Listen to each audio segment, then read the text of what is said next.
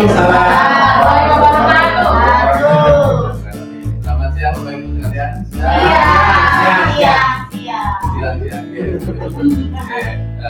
Sehat semuanya ya. Alhamdulillah. Dan Baik, ini ya, biar apa ya, hilang rasa ngantuknya. Tadi kan habis makan siang biasanya ngantuk-ngantuk. Kita briefing dulu ya. Ya. Yuk kita berdiri ya. Kita senam kotak ya. Tanya betul kotaknya. Kalau juga pasta. Apanya? Baik, gerakan yang pertama kita coba dari ya. 1, 2, 3, 4, 5, 6, 7, 8. Yang lebih mudah mau yang lebih susah? Yang lebih mudah, gerakan yang kedua. 1, 2, 3. Ayo gini, gini. 4, 5, 6, 7, 8. Oke, ini yang mudah. Sekarang yang susah sekarang. Tangan kiri punya ini hidung, tangan kanan di telinga. Kemudian kita mulai 1, 2, 3, 4. Bukan ini doang. Oke, 3 gerakan ini aja ya. Pakai musik enggak? Kalau pakai musik, ambil ya. Iya. Musik. Dari di sini ya. Baik. Yang mana itu? Jadi, Itu mukanya kok rata Pak. apanya? Di mukanya nyok kayak gitu ya. Atau dibantu pakai kan? Ya, ada Di YouTube terus nanti senang otak. Sebentar ya.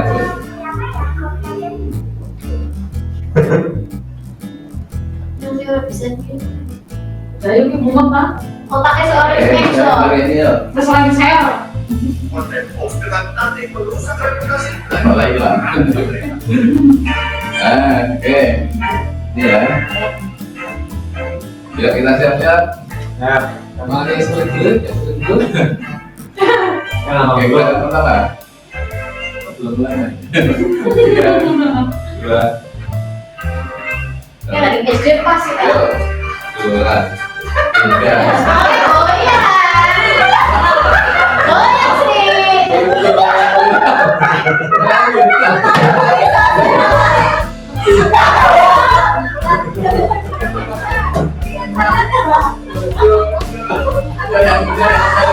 Gerakan kedua,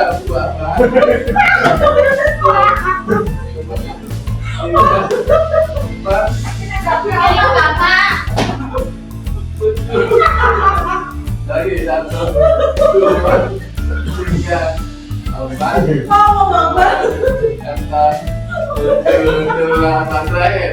1, 2, 3, 4, 5.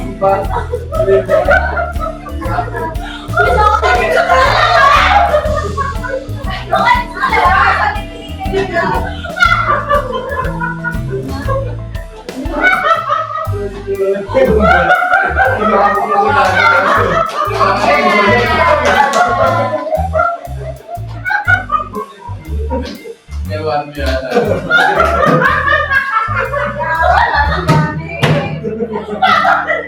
Lagi direkam. Jadi, apa yang dibayangkan? Tangannya apa sih ini cekel ya. Cekelnya apa? Bapak Ibu sekalian, hari ini kita sama-sama belajar tentang budaya positif, ya. Nah, nanti yang kita pelajari di budaya positif ini ada namanya disiplin positif, kemudian nilai-nilai kepentingan, teori motivasi, hukuman penghargaan, keyakinan kelas, kebutuhan dasar manusia, posisi kontrol, dan segitiga restitusi. Kemudian, sebelum kita mempelajari lebih jauh, ini tadi sudah briefing, ini kita game lagi ya, yaitu kita berpasangan dulu. Ada pasangan masing-masing? Tidak. Oh, ada. Ya nanti yang ini bertiga boleh. Ya, bertiga. Dia berpasangan boleh gimana tempat duduknya? Berdiri apa? Berdiri aja biar ya, biar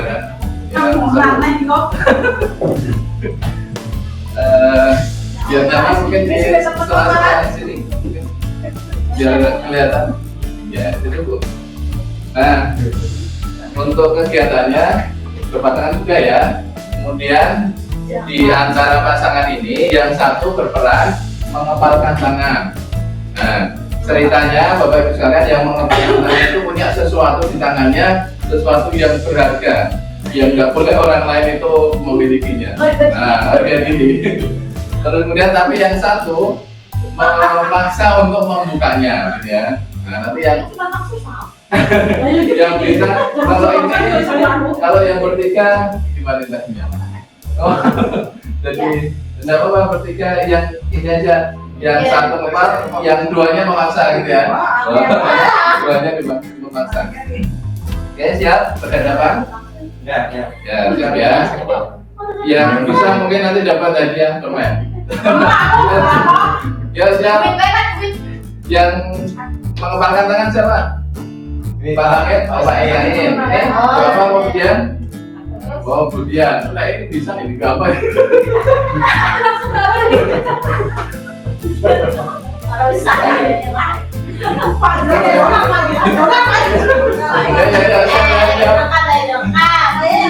Siap, oke. Tapi yang memaksa ini dimasak. Oh iya. Yang ya. Hitung 3 mundur, 3, 2, 1. Ya silakan. Dipaksa. Oh ini nggak dipaksa, Dipaksa. Ya punya. Mempertahankan.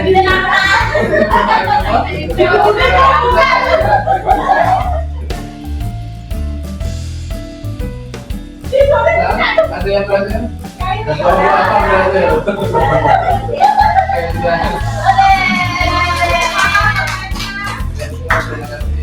Nah, apa Bapak Ibu sekalian kira-kira pelajaran yang bisa kita ambil dari permainan ini?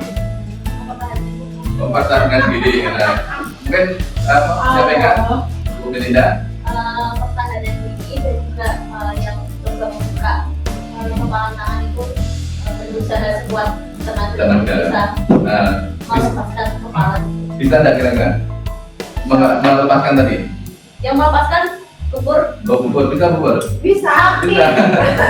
Oh ini masih ada satu lagi, masih tapi duduk saja. Nah sekarang perintahnya, tadi kan susah gitu ya bukanya ya. Perintahnya tadi yang mengepalkan tetap mengepalkan, tetapi yang satunya lagi kasih apa ya tawaran yang apa bagus buat teman kita yang mengepalkan tangan tadi. Tawarannya misalnya dibuka tangannya nanti bisa kasih Ferrari gitu. Gitu. Pokoknya apapun lah kesenangannya atau apapun kira-kira. Ya, tetap nggak mau. Masih apa namanya? Berhadapan lagi. Ya sambil boleh ngomong kira-kira tawarannya apa. Nah, Pak Tamit sama Pak Israel boleh memberikan tawaran yang penawaran yang ini saya kasih apa untuk biar bisa membuka, biar mau membuka.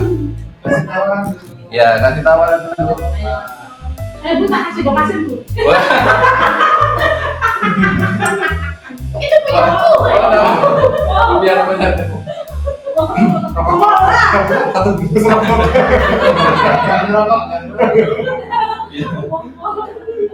Maunya sih ada Mas.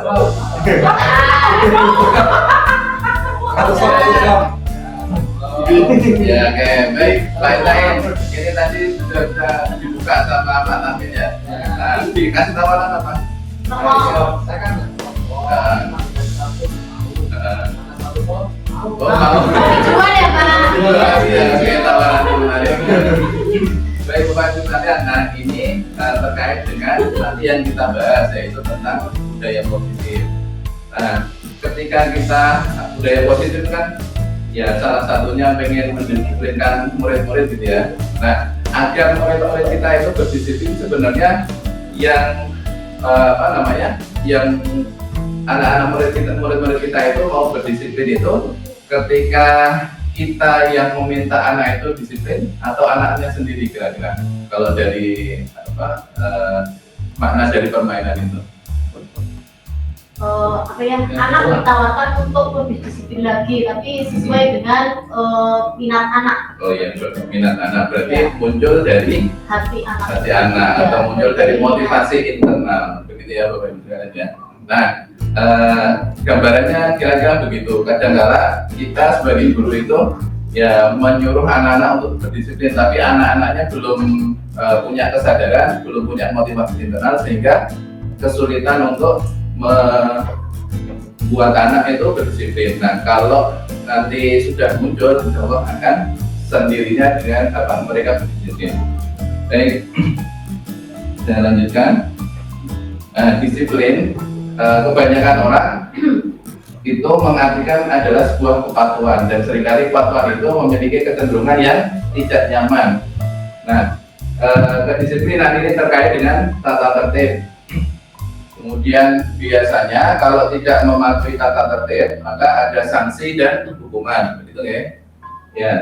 Nah, ini ya sebenarnya ya tidak masalah, tapi Kiai Hajar Dewantara menyampaikan lebih jauh lagi bagaimana sebenarnya kita mendisiplinkan murid-murid kita, yaitu ketika di mana ada kemerdekaan, disitulah harusnya ada disiplin yang kuat, karena sesungguhnya disiplin itu bersifat self disiplin yang muncul dari dirinya.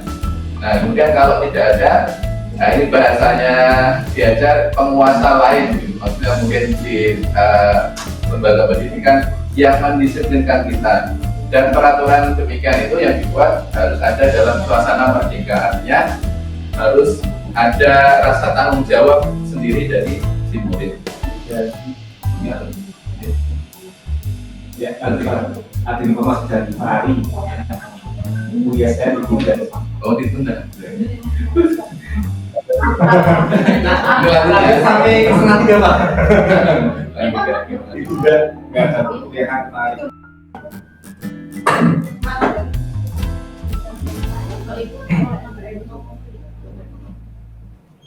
Baik, Informasinya dari mana? terima kasih. Baik, kita lanjut ya. Nah, kemudian kalau tadi menurut Kiai Hajar Dewantara, ini menurut Dian Gosen di dalam bukunya Restructuring School Discipline, dia mengatakan bahwa disiplin dari murid-murid, saya ulangi, disiplin itu berkonotasi dengan disiplin dari murid-murid yang dapat membuat seseorang menggali potensinya menuju sebuah tujuan dan sesuatu yang bermakna bagi dirinya. Dan intinya adalah seorang itu bisa bertanggung jawab terhadap apa yang dilakukannya, karena mereka mendasarkan pada nilai-nilai kebajikan universal. Artinya kalau si murid-murid itu sudah paham tentang kebaikan yang kalau kebaikan itu sudah diakui secara umum begitu ya, maka dia akan melakukan disiplin sendiri gitu ya. Nah, kebajikan universal itu seperti apa? Nah, sebenarnya makna kebajikan universal adalah nilai-nilai kebaikan yang diakui oleh seluruh umat manusia di dunia. Nah, makanya ada lembaga-lembaga internasional yang kemudian membuat list kebaikan-kebaikan yang kemudian mencoba ditanamkan, termasuk di Kementerian Pendidikan di Indonesia, yaitu membuat di kurikulum Merdeka ada nilai-nilai kebaikan yang kemudian ingin diinternalisasikan ke murid-murid di Indonesia, yaitu ada 6 profil pelajar Pancasila. Yang pertama, beriman bertakwa pada Tuhan Yang Maha Esa dan berakhlak mulia, kemudian mandiri, bernalar kritis, berkebinaan global, bergotong royong, dan kreatif. Ini nilai-nilai kebajikan yang nanti terinternalisasi di dalam proses pembelajaran, termasuk proyek P5. Nah, untuk menanamkan nilai-nilai tadi, maka kita sebagai guru perlu memahami tentang teori motivasi. Agar apa? Agar ya kita memahami sebenarnya motivasi murid, termasuk motivasi seseorang itu kita bisa mengerti ada nilai-nilai yang kemudian mendasarinya melakukan sesuatu. Nah, menurut dosen itu ada 3 alasan motivasi dari seseorang ketika melakukan sesuatu. Yang pertama yaitu seseorang melakukan sesuatu untuk menghindari ketidaknyamanan atau menghindari hukuman. Nah, ada murid-murid kita itu mereka karena takut gurunya, takut dihukum dan sebagainya, ya, mereka ya patuh atau tidak melakukan pelajaran. Tapi ada yang kedua, ingin mendapatkan imbalan atau penghargaan dari orang lain. Misalnya dikasih reward kalau dia belum selesai, atau minimalnya dapat penghargaan, dipuji gitu. No, kamu ini ya hebat ya, baik ya, enggak gitu. Itu juga baik, tetapi ada tingkatan yang lebih tinggi lagi, yaitu menjadi orang yang mereka ulangi, untuk menjadi orang yang mereka inginkan dan menghargai dirinya sendiri dengan nilai yang mereka percayai. Jadi dia sudah percaya kalau misalnya itu adalah sebuah kebaikan sehingga dia mau melakukannya. Misalnya ada seorang anak yang dia pengen nanti kedepannya pengen masuk kepolisian begitu ya. Kemudian dia yakin untuk bisa masuk di TNI Polri, dia harus disiplin dari sejak kecilnya. Maka baik dia diberi penghargaan orang lain ataupun tidak, maka dia akan melakukannya. Nah, dari ketiga tadi yang paling bagus adalah yang nomor 3, karena sudah muncul motivasi intrinsisnya, motivasi yang berasal dari dalam dirinya.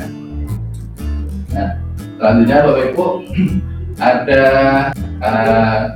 hukuman dan penghargaan. Nah, kalau mungkin yang sering kita dengar di antara 3 ini, hukuman, konsekuensi, restitusi. Untuk hukuman sudah terbiasa gitu ya, sudah familiar kita dengar. Konsekuensi mungkin ya, yang kurang familiar itu restitusi. Ya. Nah, kalau hukuman itu adalah gambarannya siswa misalnya melakukan suatu kesalahan, diberikan hukuman, dan hukuman itu bisa jadi tidak berhubungan dengan kesalahannya. Misalnya si anak itu pelanggarannya adalah terlambat masuk gitu ya, tapi kemudian gurunya, kamu terlambat masuk, silakan lari lapangan 50 kali misalnya. Nah, itu kan tidak ada kaitannya sebenarnya. Kemudian kalau konsekuensi adalah konsekuensi yang harus dilakukan oleh seseorang, termasuk murid kita, terhadap kesalahannya. Misalnya ada seorang anak yang mematahkan penggaris temannya, kira-kira apa konsekuensi yang harus dilakukan si anak ini? Harus menerima itu hukuman pengganti atau gimana? Ya, terima kasih, mengganti begitu ya. Jadi itu konsekuensinya, karena dia mematahkan, dia harus mengganti. Mungkin termasuk dia meminta maaf gitu ya. Itu adalah bentuk konsekuensi. Nah, kemudian yang restitusi itu seperti apa? Oke, restitusi itu ketika ada anak melakukan kesalahan, kemudian si anak ini diciptakan kondisi untuk memperbaiki kesalahan mereka sehingga mereka bisa kembali pada kelompok mereka dengan karakter yang lebih kuat. Artinya muncul kesadarannya. Nah, ini Bapak Ibu pernah punya pengalaman. Jadi ada anak murid saya yang waktu itu jarang masuk sekolah. Itu penyebabnya dia takut ke teman-temannya gitu ya, dia merasa tidak diterima. Terus kemudian yang saya lakukan sebagai guru apa? Nah, dulu karena saya belum belajar, akhirnya saya datang dengan guru BK ke rumahnya, kemudian menyampaikan, ya istilahnya mendekati secara personal, terus kemudian dengan bobong dan sebagainya. Kemudian di sekolah saya setting ke teman-temannya, Mas Mbak, besok si A ini akan mau masuk. Kamu yang ini ya berlaku yang baik ya, bersikap baik, diajak ngobrol dan sebagainya. tapi belum dimunculkan rasa ini motivasi internal dari si anak ini. Kemudian setelah mau masuk beberapa hari, kemudian berikutnya tidak masuk lagi karena tidak muncul internal. Nah, untuk restitusi yang dilakukan itu sebaiknya gimana? Yang dilakukan harusnya menguatkan si anak ini. Artinya dia harus mengakui kesalahannya, tapi nanti ada teknik-tekniknya bagaimana dia bisa memunculkan dia bisa mengakui dan mau memperbaiki, sehingga dia setelah sadar. Kemudian yang dilakukan ya dia ketika masuk ke sekolah, ke kelas, dia meminta maaf ke teman-temannya. Kemudian misalnya, teman-teman, maaf kemarin saya tidak masuk karena rasa takut berteman dengan kalian gitu ya. Mohon dimaafkan, saya pengen gabung lagi. Nah, ketika sudah menyampaikan itu, maka si anak ini nanti akan bisa diterima oleh teman-temannya. Itu namanya restitusi, mengembalikan dari kesalahan. Baik, nanti dipenuhi ya. Agak jenuh ya. Atau mau ini lagi? Bapak diminta ke depan ini jadi. Selalu gak ada. Balik. Nah, ini nanti materi ada lagi.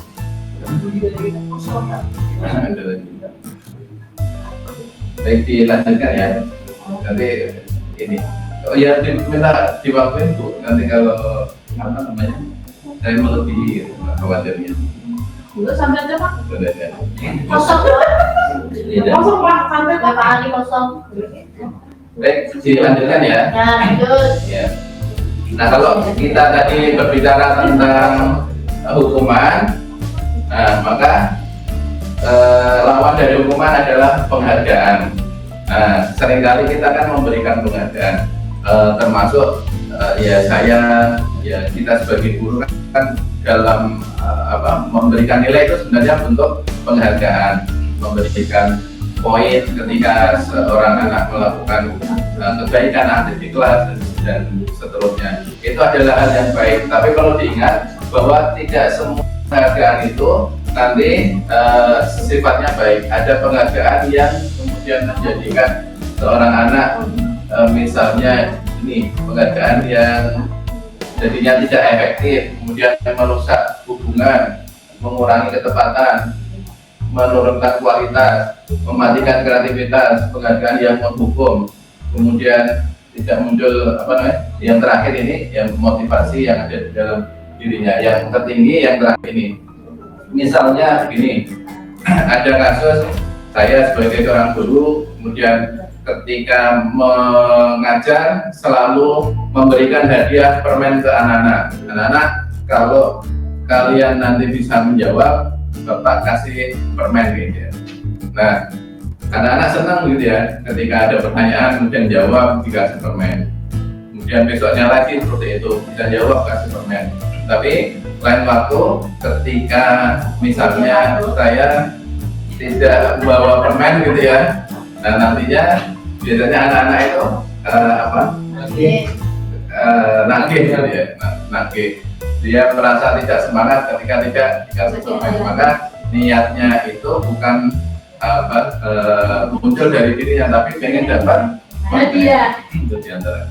Terus kemudian misalnya penghargaan yang menghukum gimana? Nah, misalnya kita memberikan reward, tapi yang dapat itu terus, yang tidak dapat itu nanti akan merasa terhukum, merasa saya itu anak yang tidak bisa, yang tidak mampu gitu ya. Maka ini perlu kita pertimbangkan ketika memberikan hadiah kepada murid-murid kita. Tapi secara prinsip bahwa hadiah itu penting, hadiah itu atau penghargaan itu baik. Nah, kemudian kita bahas tentang keyakinan kelas. Nah, apa itu keyakinan kelas? Seringkali yang ketika kita awal tahun pelajaran itu kan membuat aturan-aturan kelas, gitu ya, Bapak Ibu ya. Untuk apa? Biar kelas kita kondusif. Nah, ini sebenarnya baik, tetapi ada yang lebih baik lagi, yaitu keyakinan kelas. Peraturan kelas itu ketika diterapkan nanti akan berlakunya di dalam kelas itu. Tapi keyakinan kelas kalau nanti diterapkan, dia akan nanti terbawa di semua kondisi. Misal di kelas dia baik, kemudian diterapkan di lingkungan sekolahnya juga baik. Nah, seperti apa? Jadi tekniknya seperti ini. Ini sebenarnya sudah pernah saya praktekkan, yaitu membuat keyakinan kelas. Urutannya adalah yang pertama kita membuat peraturan kelas. Nah, peraturan kelas itu kan isinya adalah apa yang boleh, apa yang tidak boleh. Misalnya di kelas tidak boleh apa, boleh toh? Tidak boleh membuang sampah di dalam kelas. Boleh di luar. Ya kan biasanya anak Oh iya. sudah luas kok. Terima kasih. Itu juga. Ya, terima kasih. Tidak boleh membuang sampah di kelas. Kemudian pantamin misalnya tidak boleh tidak boleh ribut. Tidak boleh lari-lari. Kalau anak SD kan senang lari-lari. Oh gitu ya. Nah, tidak boleh lari-lari. Bapak tidak boleh apa lagi? Tidak boleh kita tidak boleh tertawa keras-keras. Nah, itu peraturan kelas. Nah, peraturan kelas itu kan sifatnya seringkali negatif. Tidak boleh seolah-olah itu terkekang aja gitu ya. Apa-apa tidak boleh gitu. Ya. Maka Tidak boleh itu dirubah anak-anak. ya betul, Mas Amin, dirubah menjadi sesuatu yang boleh. Bukan berarti akhirnya boleh membuang sampah di dalam bukan. Tapi membuang sampah di tempat sampah, bukan temannya ya. Pada mantan. Buang sampah pada mantan. Oh iya, buanglah sampah ke tempat, Terus lewat saya. ke tempatnya. Nah, dari nilai-nilai positif itu nanti kita akan buat sesuatu yang sederhana yang nanti diyakini oleh semua murid. Misalnya tadi membuang sampah sembarangan itu terkait dengan nilai apa? Nilai kebersihan. Berarti yang dicantumkan adalah kebersihan. Jadi keyakinan kelas kita, keyakinan kelas yang sudah dibuat keyakinan itu adalah menghargai kebersihan. Terus kemudian kalau tadi tidak boleh berantem berkaitan dengan nilai apa? Tidak boleh ribut. Keamanan, oke, boleh keamanan, atau ribut itu kerukunan, ya berarti kelas itu menghargai kerukunan. Maka nanti yang ditampilkan di kelas itu adalah kelas ini adalah kelas yang satu menghargai kerukunan, yang cinta kebersihan dan sebagainya. Nah, artinya itu adalah nilai-nilai dasar. Ketika diterapkan di kelas, kemudian di luar pun dia akan melaksanakannya, menjaga kebersihan, terus kemudian hormat kepada orang lain dan seterusnya. Itu yang dinamakan dengan keyakinan kelas, karena itu nanti menumbuhkan motivasi internal dari anak. Oke. Nah, dalam mewujudkan perilaku warga sekolah yang memiliki budaya positif, hal yang pertama perlu diciptakan, sepakati adalah membuat keyakinan-keyakinan atau prinsip-prinsip dasar bersama di antara para warga kelas untuk dapat mendapatkan nilai-nilai pendidikan yang disepakati bersama. Mulai dari kelas, keyakinan kelas itu, kalau semua kelas membuat keyakinan yang baik, maka nanti akan tercipta budaya positif di lingkungan sekolah itu. Nah, mulai dari peraturan kelas, dan jadi keyakinan kelas, lingkungan menjadi positif, dan budaya positif akan tercipta di sekolah. Ya, harapannya begitu. Nah, Bapak Ibu sekalian, kita lanjutkan tentang kebutuhan dasar manusia. Jadi, ketika ada seorang murid melakukan kesalahan, kita sering lupa bahwasanya murid kita itu bisa jadi ada 5 kebutuhan dasar ini yang terlupakan atau tidak dipenuhi. Nah, misalnya ada seorang anak yang Jumatan gitu ya, lompat pagar gitu ya. Jumatannya di luar, kemudian ditangkap STP 2K gitu ya. Nah kalau belum belajar biasanya kan dimarahin gitu ya. Tapi ketika ditelusuri lebih dalam lagi, misalnya dia ternyata mengakui bahwa seringkali pas waktu hari Jumat itu tidak sarapan, sehingga dia lompat pagar kemudian ke masjid di sekitar sekolahan dan di sana ada Jumat berkah, dapat makanan.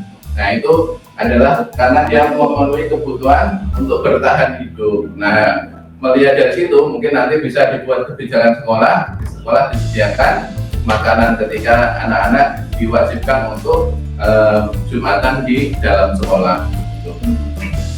Itu dan yang lainnya, kesenangan dan seterusnya. Termasuk di kesenangan ini misalnya ya ada kasus murid saya yang jarang masuk itu karena dia malamnya tidak bisa tidur karena main HP.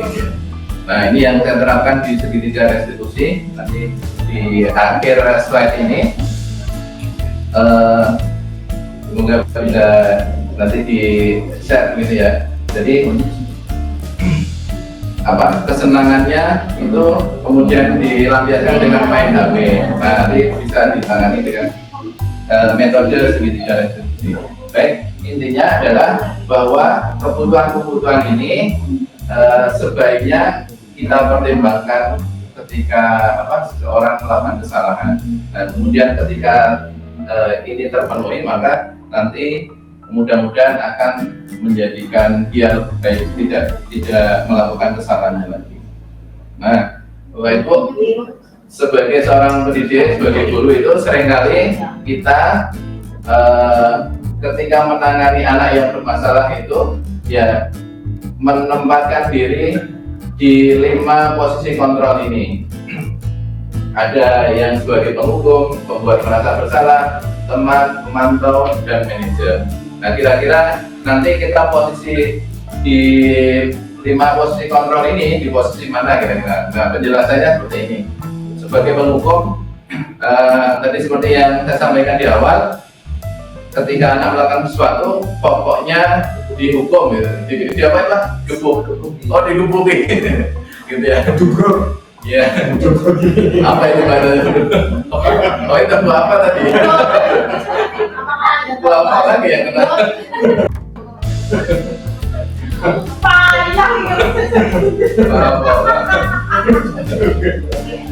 Ya pokoknya kesalahan itu pokoknya salah gitu, tidak ada toleransinya gitu ya. Telat apapun alasannya, pokoknya telat ya sebuah kesalahan. Misalnya ada seorang anak telat gitu ya, dihukum dia ada hukuman 50 kali, padahal si anak ini menyampaikan, Pak tadi saya tuh telat karena ngantar ibu ke rumah sakit, habis itu ngantar adik berangkat sekolah, tidak bisa, kamu harus push up 50 kali. Nah itu sebagai penghukum gitu. Kira-kira ada yang seperti itu Bapak Ibu? Masih ada Pak. Oh masih ada apa Pak? Selagi bentuk menjadi tunggal. Oke. Kalau diterima nanti dibuang. Ya. Baik. Semoga lancar. Seperti cinta saja. Mudah-mudahan kita juga di posisi ini ya Bapak Ibu.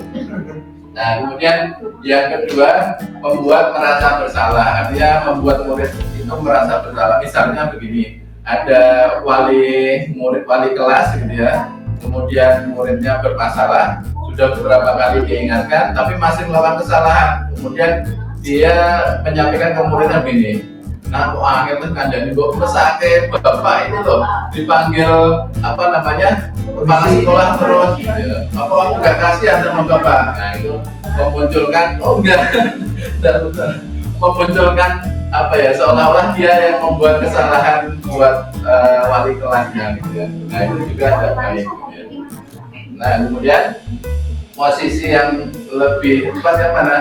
Ya yang atas ini. Tapi yang ketiga kita jelaskan dulu sebagai teman. Ini komunikasi ke murid-muridnya lebih lebih care begitu ya, dekat dengan murid. Tapi juga kalau diterapkan terus-menerus ya tidak baik gitu. Misalnya ada guru yang mau disupervisi, kemudian sebelum itu kan biasanya dikondisikan karena nanti ada ini loh bapak kepala sekolah provisi, nanti yang tenang ya, dengan bayar nanti tak kasih ini pasti nilai apa kan, nah, misalnya kayak gitu. Nah itu kan ya dekat tapi kan tidak benar gitu ya, tidak baik. Dan itu nanti apa namanya bisa jadi anak apa karena terlalu dekat itu istilahnya apa pak, ngunjak gitu ya. Iya, jadi bukan. Jadi Itu kalau sebetulnya. anak-anak itu juga Ya enggak, ya artinya sebagai guru harus gitu. ada pembatas. Betul, ya berarti harus ada batasnya. Apa dekat dia tapi juga bisa ini ya, ya menjadi orang tua, menjaga bawah dan sebagainya. Baik. Nah, kata dulu apa lagi? Lanjut ya. Gimana ya? Ya, Bagaimana? tadi ya. Baik, yang selanjutnya Yang maghrib kan kopi.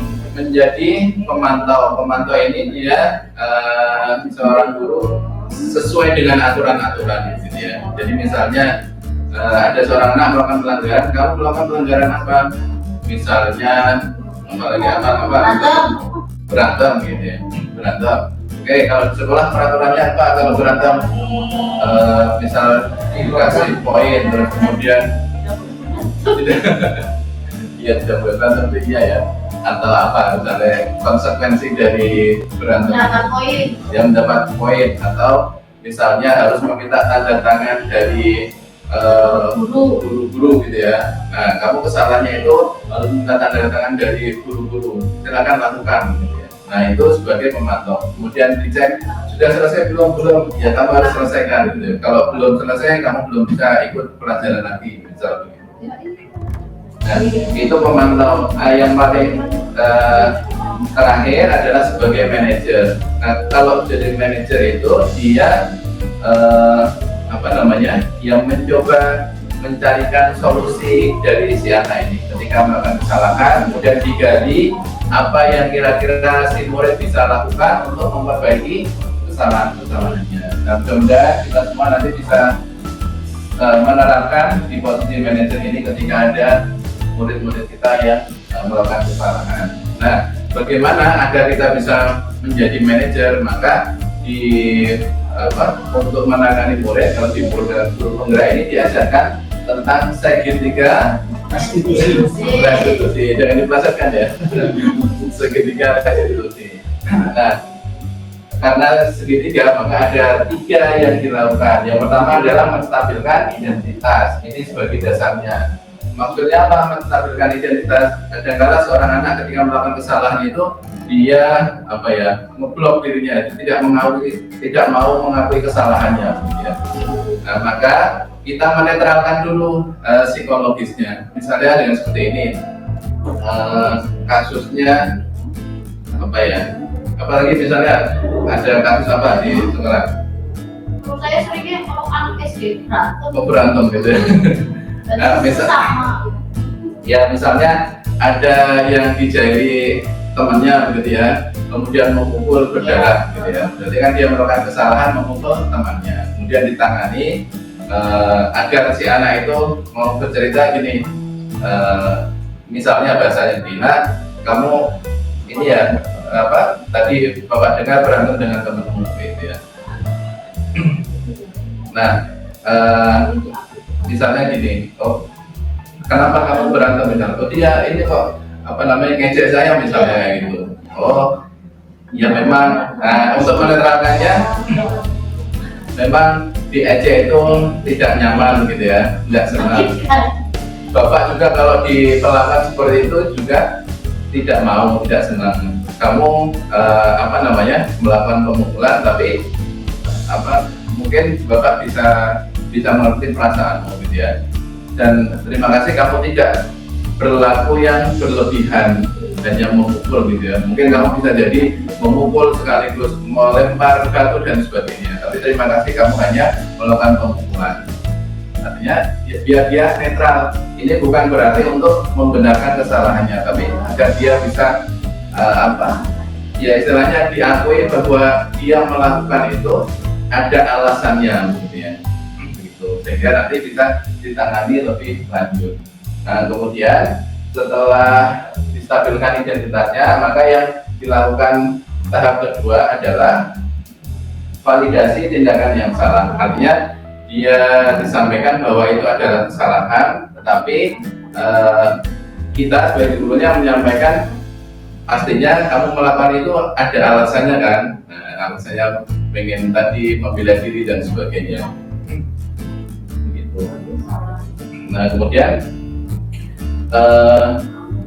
dicarikan ini, kalau seperti itu ada cara yang lebih efektif atau cara yang lebih baik yang bisa kamu untuk mendapatkan apa yang kamu butuhkan gitu. Intinya adalah dia menggali agar cari solusi yang lebih baiknya. Terus kemudian ditanyakan keyakinan kelas. Nah, maka sebenarnya ini harus tahu dulu tentang keyakinan kelas. Keyakinan apa yang kamu langgar ketika melakukan itu? Misalnya berarti saya tidak menyayangi teman saya, saya tidak menghormati. Nah, itu baik tidak? Kira-kira tidak baik. Nah, kalau tahu tidak baik, kira-kira apa yang nanti bisa kamu lakukan untuk memperbaiki ini? Kemudian muncul motivasi internal, misalnya saya harus minta maaf kepada teman saya. Nah, kalau sudah mau mengungkapkan itu, maka sudah muncul motivasi internal dan dia pasti akan mau melakukannya. Nah, kemudian baru dicarikan solusi-solusi yang lainnya. Nah, ini salah satu yang sudah saya terapkan di segitiga restitusi. Ini permasalahannya dia merasa kadang khawatir begitu ya, tapi tidak ada sebabnya.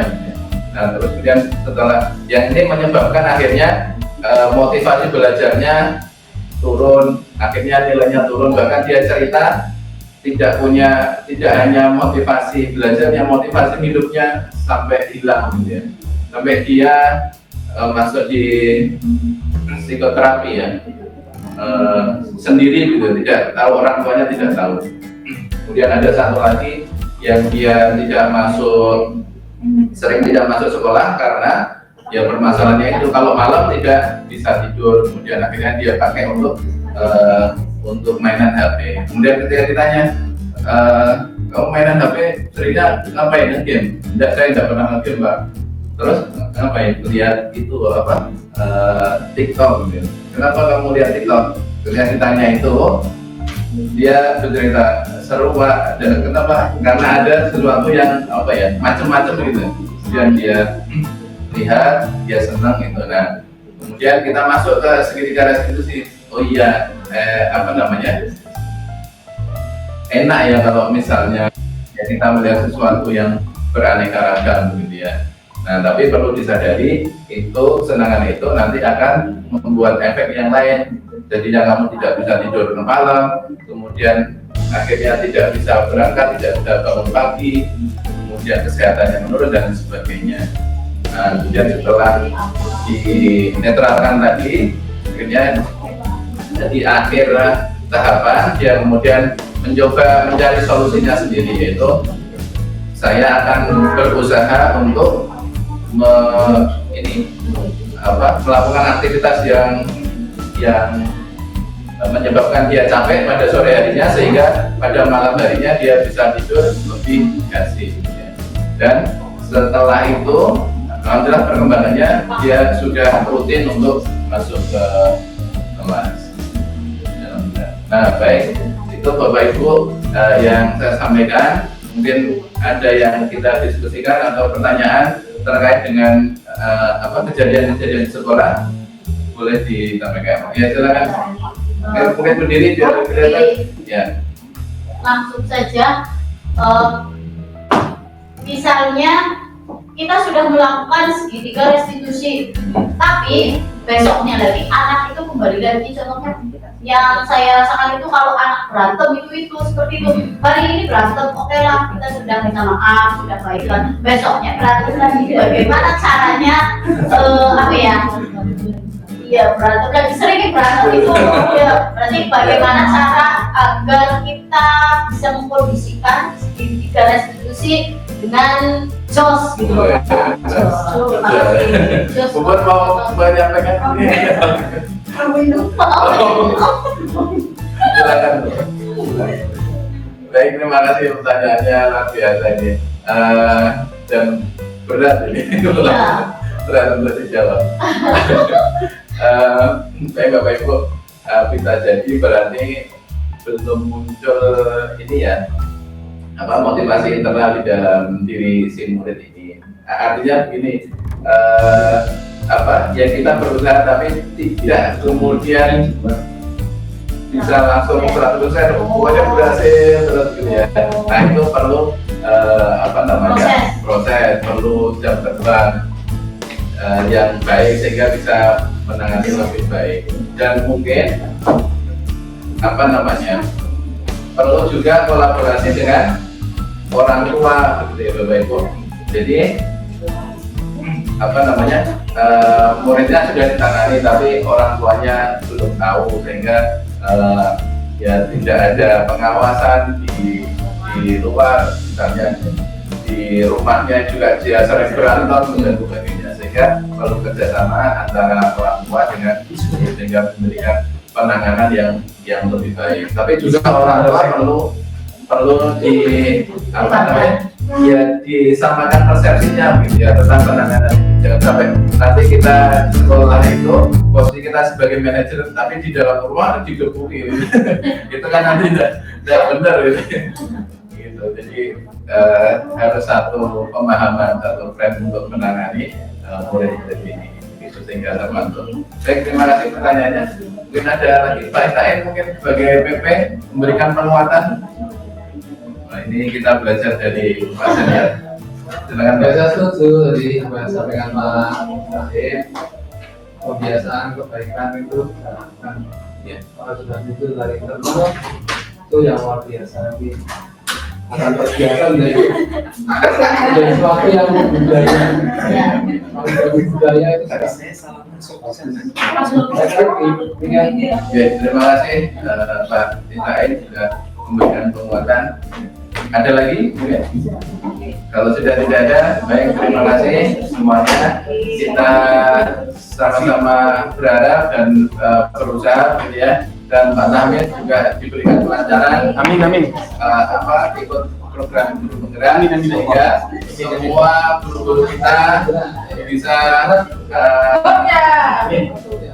berproses gitu ya. Yang awalnya biasanya jadi pengumpul murid-muridnya, tapi sekarang kita menjadi manajer yang mengantarkan murid-murid kita menjadi lebih baik, mengantarkan anak-anak kita yang punya karakter, punya sikap, dan antarkan cita-cita ke depannya menjadi lebih baik lagi. Baik, sekali lagi terima kasih Bapak Ibu sekalian. Saya akhiri penyampaian diseminasi ini dengan berharap semoga ini bisa kita terapkan di sekolah kita masing-masing. Terima kasih. Assalamualaikum warahmatullahi wabarakatuh. Waalaikumsalam warahmatullahi wabarakatuh.